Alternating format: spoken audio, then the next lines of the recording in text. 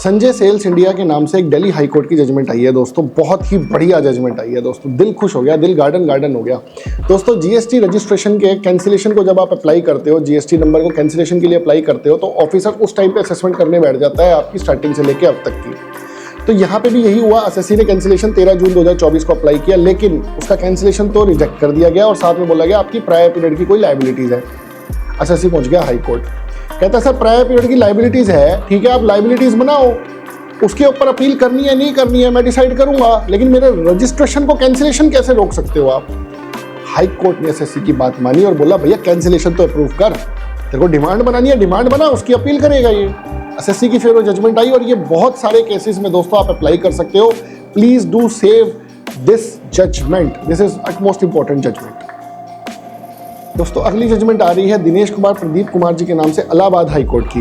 यहाँ पे क्या बवाल हुआ दोस्तों, एसएससी के ऊपर हुई सर्च सेक्शन 67 के तहत जीएसटी के सीजीएसटी एक्ट के।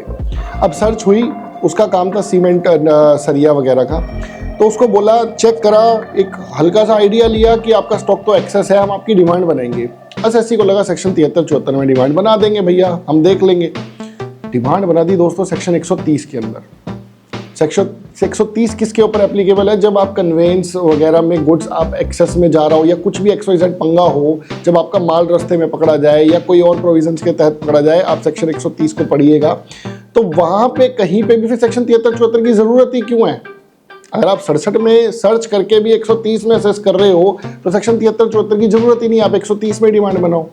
एसएससी पहुंचा हाईकोर्ट और हाईकोर्ट ने भी ये बात मानी भैया सेक्शन 67 के अंदर अगर सर्च हो रही है तो आइडियली डिमांड सेक्शन 130 में नहीं बनेगी, सेक्शन 73-74 के अंदर नॉर्मल तरीके से असेस होना चाहिए। अब सेक्शन 73-74 को गवर्नमेंट हटा रही है और एक ही सेक्शन आ रही है, कौन सा, सेक्शन 74A, जिसके अंदर क्या होगा, एक ही पीरियड ऑफ लिमिटेशन होगा, चाहे आपने फ्रॉड किया है चाहे आपने फ्रॉड नहीं किया है। एसर ऑटोमोबाइल्स के नाम से दोस्तों मद्रास हाईकोर्ट की एक जजमेंट आई है, ये भी बड़ा बवाल जजमेंट है दोस्तों।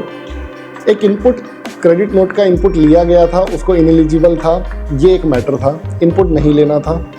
अब एक डिपार्टमेंट के ऑफिसर ने तो उस पर डिमांड बना दी और एक ऑफिसर ने डिमांड क्वैश कर दी।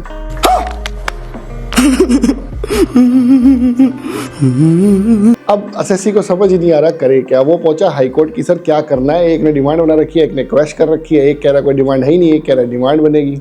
हाईकोर्ट ने बोला भैया इसको दोबारा से असेस करके लाओ ताकि डिसाइड किया जाए कि क्या ठीक है और क्या गलत।